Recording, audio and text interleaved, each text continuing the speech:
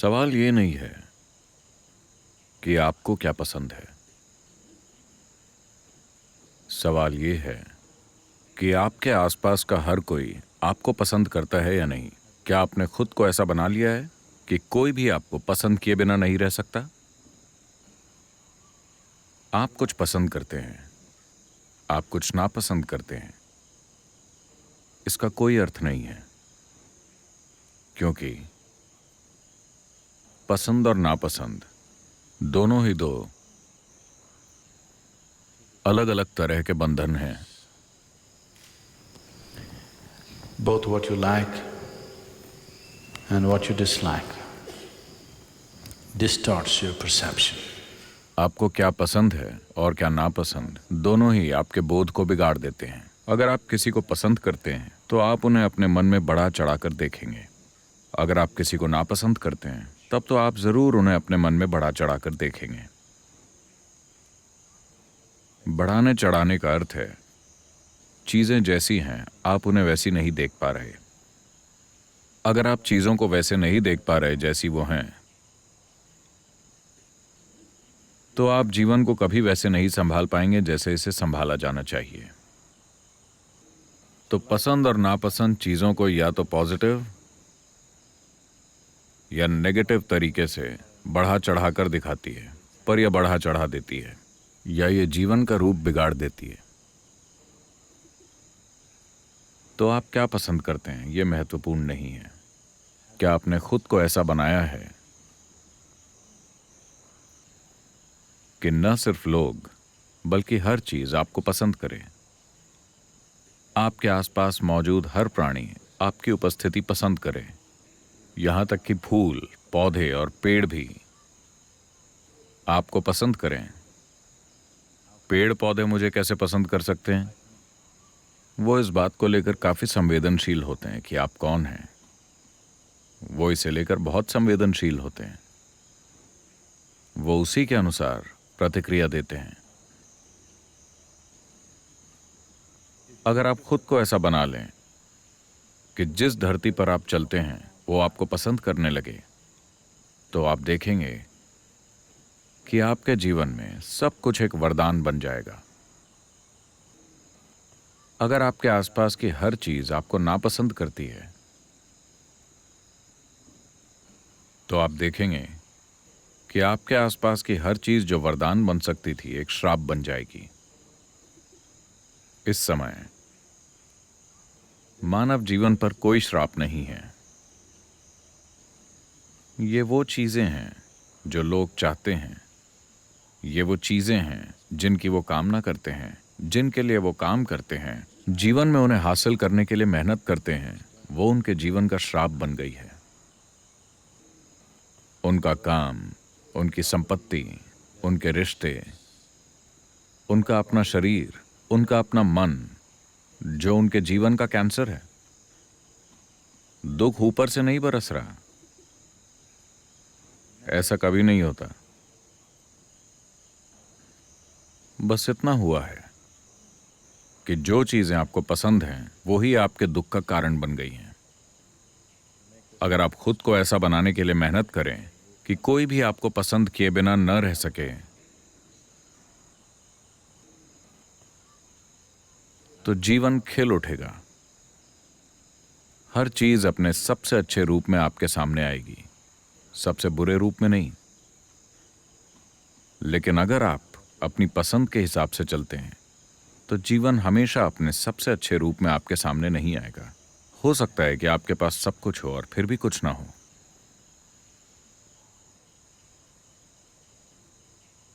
तो आध्यात्मिक प्रक्रिया अपनी पसंद की चीजें पाने के बारे में नहीं है।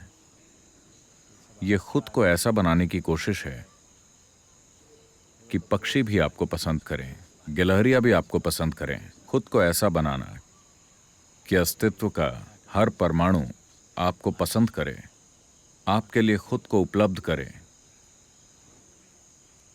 अगर अस्तित्व आपके लिए खुद को उपलब्ध नहीं करता, तो आप जो चाहे कर लें, असलियत में कुछ भी काम नहीं करेगा।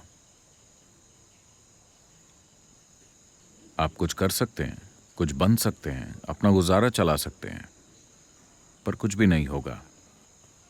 आप बस जीवन में एक चक्र से गुजरेंगे, लेकिन कोई जबरदस्त संभावना आपके जीवन को नहीं छुएगी। मैं चाहता हूं कि आप इस तरह से खड़े होना, बैठना, चलना और सांस लेना सीखें कि आपके आसपास के पत्थर भी आपको पसंद करें।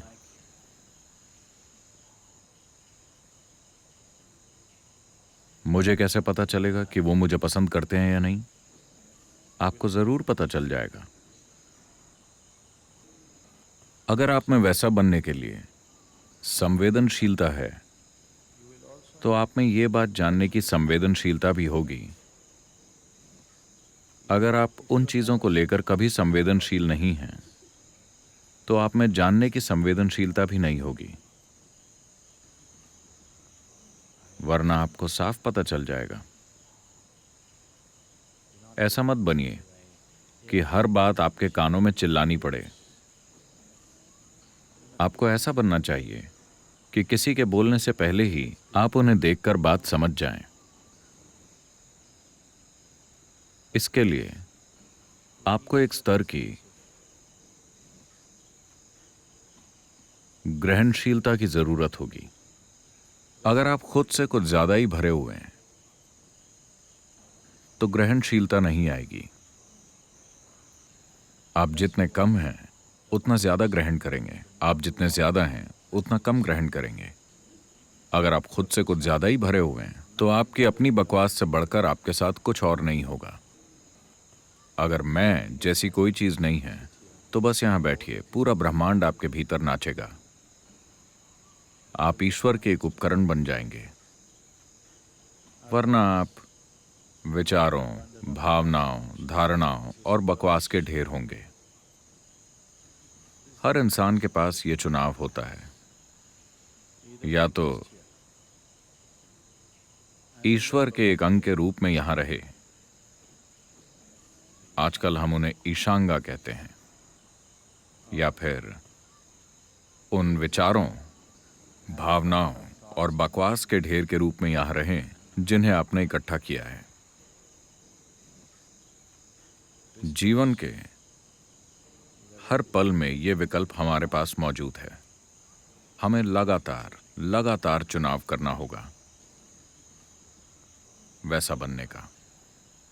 अगर यह कोशिश मौजूद है, तो यह आपको कृपा के एक बिल्कुल अलग स्तर पर पहुंचा देगी, जहां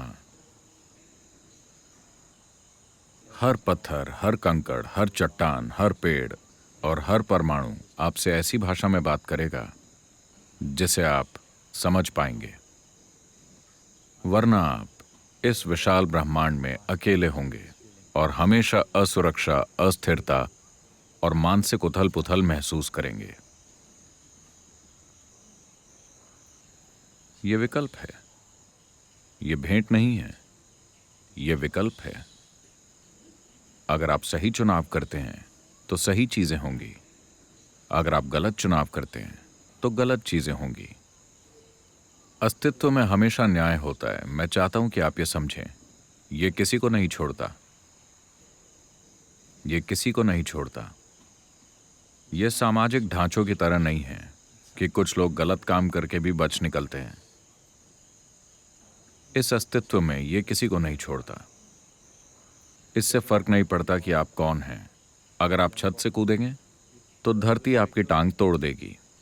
हाँ, राजा रंक फकीर, हर कोई नहीं बच सकता।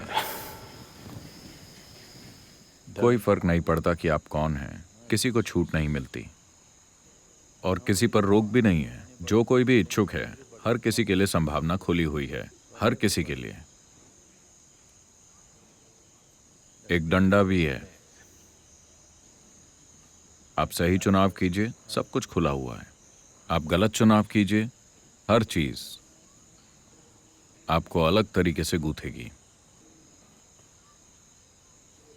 तो अगर दर्द आए, कष्ट आए, दुख हो, तो ये आजू बाजू देखने का समय नहीं है।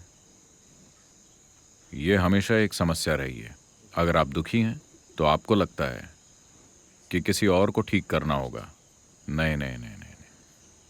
अगर आप दुखी हैं तो इसे ठीक करना होगा, किसी और को नहीं। नहीं मैं दुखी हूं, मेरे लिए परिस्थिति को ठीक कर दो। नहीं नहीं नहीं, अगर आप दुखी हैं तो किसे ठीक करना होगा? अगर आप बीमार हैं तो किसे दवाई देनी होगी? क्या आपके बीमार होने पर हम किसी और को दवाई दे दें? अगर आप भूखे हैं तो क्या हम किसी और को खाना दे दें? नहीं, काम तभी बनेगा जब वो इसे दिया जाए, है ना? अगर भोजन और दवाई के बारे में ऐसा है तो क्या ये हर आयाम के बारे में सच नहीं है कि अगर आप दुखी हैं तो किसी और चीज या इंसान को ठीक करने की जरूरत नहीं है, सिर्फ इसे ठीक करना होगा। इतनी सरल सच्चाई समझने के लिए लोग कई जीवन काल लगा देते हैं। उन्हें लगता है कि किसी और को ठीक करना होगा। एक दिन की बात है, शंकरन पिल्ले अपने दोस्तों के साथ शराब पीने गया।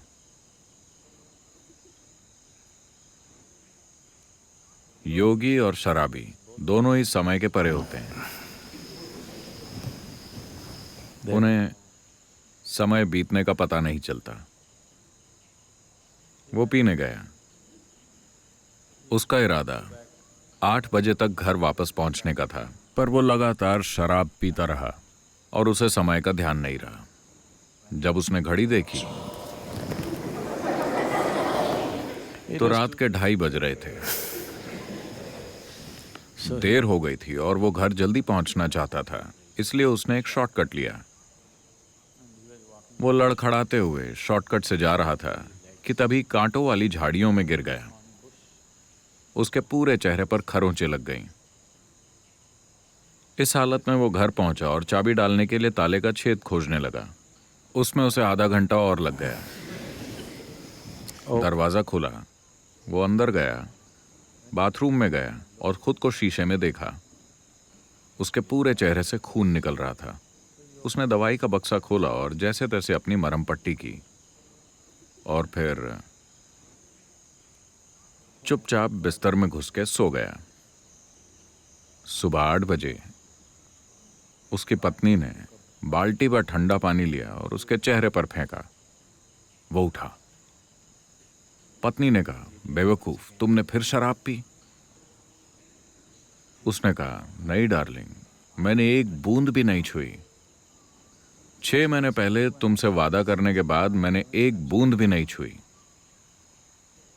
पत्नी ने उसकी शर्ट पकड़ी और घसीट कर उसे बाथरूम में ले गई और उसे दिखाया। शीशे पर ढेर सारी बैंडेड लगी हुई थी।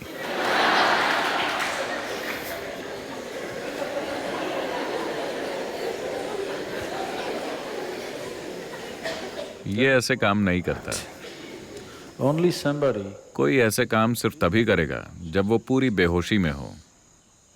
दर्द यहां हो रहा है, आप उसे वहां ठीक करेंगे, क्योंकि आप पूरी तरह से बेहोश हैं या नशे में धुत हैं। तो जब भी आप दुखी होते हैं, आप उसे ठीक करना चाहते हैं। नहीं नहीं नहीं नहीं, इसे ठीक करना होगा। अगर आप शीशे पर बैंडेड लगाएंगे तो आपके घाव ठीक नहीं होंगे। आपको घाव पर ध्यान देना होगा और